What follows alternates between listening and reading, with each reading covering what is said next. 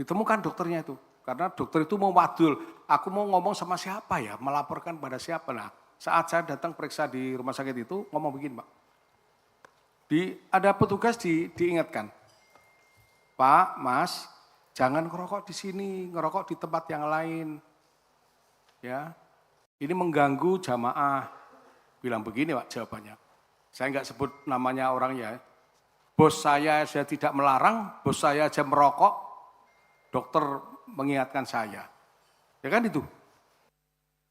Demikian penjelasan tentang komponen biaya kesehatan, pembiayaan haji tahun 1446 Hijriah atau 2025 Masehi. Selanjutnya kami persilahkan kepada pimpinan dan anggota Panja Komisi 8 DPR RI untuk mengajukan pertanyaan, saran, pendapat ya, yang kami di sini ada Dirjen PAU dan juga ada Badan Haji dan juga Kementerian Kesehatan. Namun yang perlu sebelumnya saya perlu sampaikan Kementerian Kesehatan.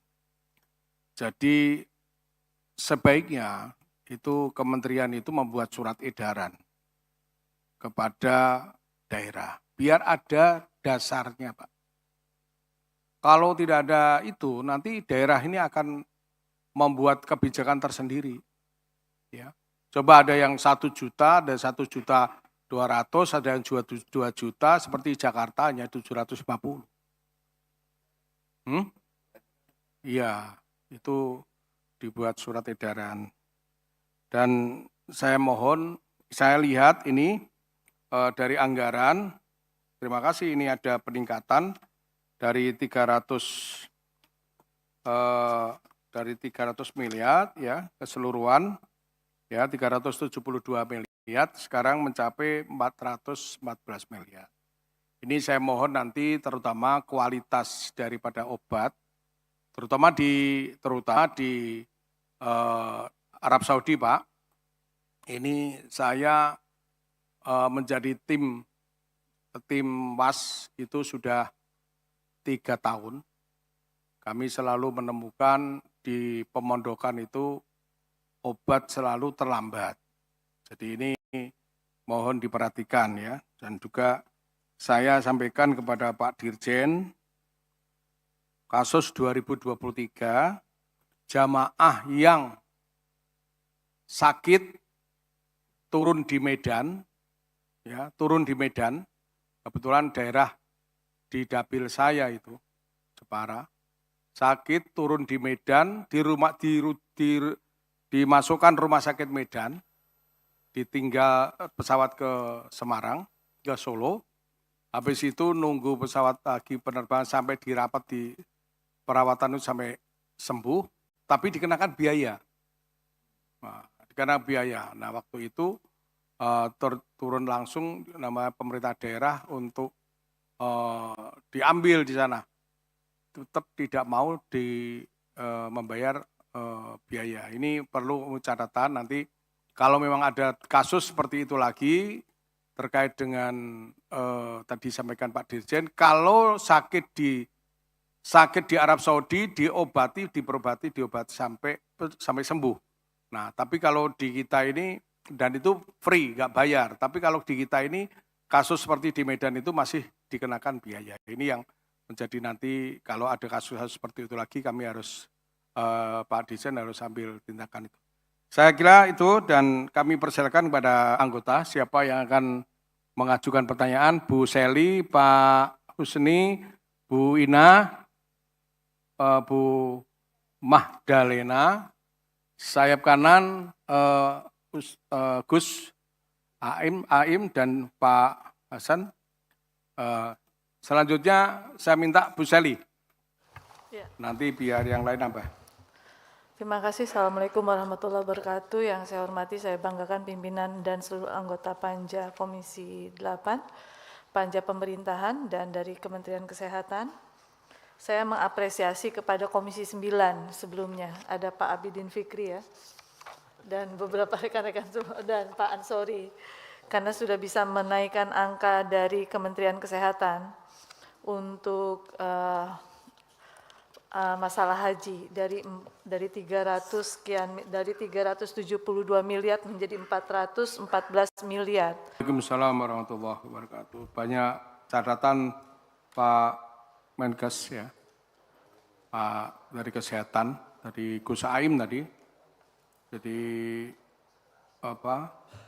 terutama Pak Dirjen, Safari Wukuf, benar-benar mobil disiapkan, ya, jangan sampai tidak bisa wukuf karena ini Al-Hajjul Arafah, haji itu di Arafah, tidak bisa dibadalkan itu, harus datang ke sana.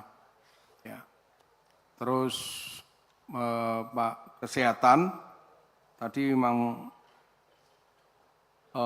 benar tadi sampaikan beliau, biasanya itu kalau habis di Mina itu ada batuk onto namanya, batuk onta katanya. Kalau enggak batuk, enggak haji katanya.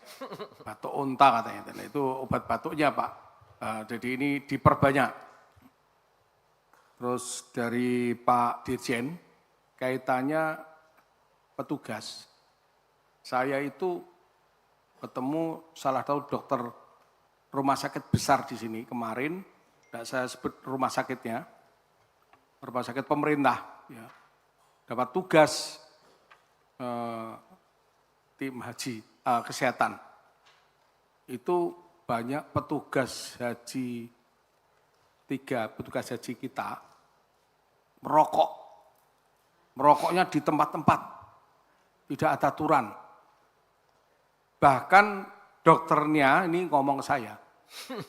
Karena direktur rumah sakitnya itu setelah dia tahu kalau saya Komisi 8 dan paham kemarin saya tim haji, ya, ditemukan dokternya itu. Karena dokter itu mau wadul, aku mau ngomong sama siapa ya, melaporkan pada siapa. Nah, saat saya datang periksa di rumah sakit itu, ngomong begini Pak. Ada petugas diingatkan, Pak, Mas, jangan ngerokok di sini, ngerokok di tempat yang lain. Ya, ini mengganggu jamaah. Bilang begini Pak jawabannya. Saya enggak sebut namanya orangnya. Bos saya tidak melarang, bos saya aja merokok, dokter mengingatkan saya. Ya kan itu. Ya. Bos saya aja tidak melarang. Bos saya merokok juga. Dan nanti kalau batuk ada obatnya dok, katanya begitu. Dokter ngelus dodo. Ini petugas haji, pakaiannya pakaian biru kan itu. Diingatkan seperti itu. Makanya nanti salah satu seleksi petugas haji, ya, salah satu seleksinya, ya, jangan merokok di tempat sembarangan. Kalau merokok, tidak boleh merokok, tidak bisa Pak. Saya ini enggak merokok, dulu merokok dia.